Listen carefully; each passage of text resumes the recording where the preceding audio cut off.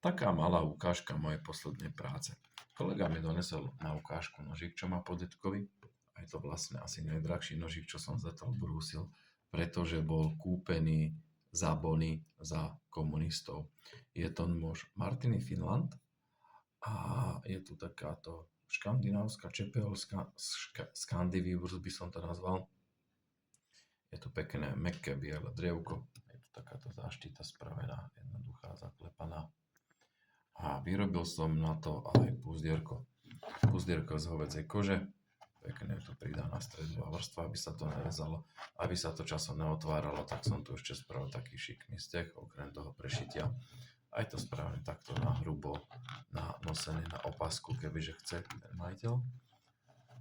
A púzdro je veľmi pekné. Takéto jednoduché, krásne, mám z toho radosť. Je to nafarbené dubom svetlým s liehovým moridlom a nožík je spravený tak, aby tam zacvakol do takého zúbka. Keď to bolo zlepené, ešte to nebolo ušité, tak to tam krásne luplo. Teraz je to vlhké, lebo je to čerstvo natreté. Ono sa to ešte trošku usuší a otvaruje, preto držať lepšie. Zajtra ho ešte natrem s olejom na kožu. No a púzdor sa mi veľmi ľúbi. Takáto pekná, jednoduchá robota. Toto ma celku baví. A najlepšie už, aby sa dalo chodiť na ryby. Jak to môžem robiť na rybách. Takže Martin Finland, nožík z Tuzexu Zabony. Taký krásny nožík v takomto peknom, jednoduchom puzdierku.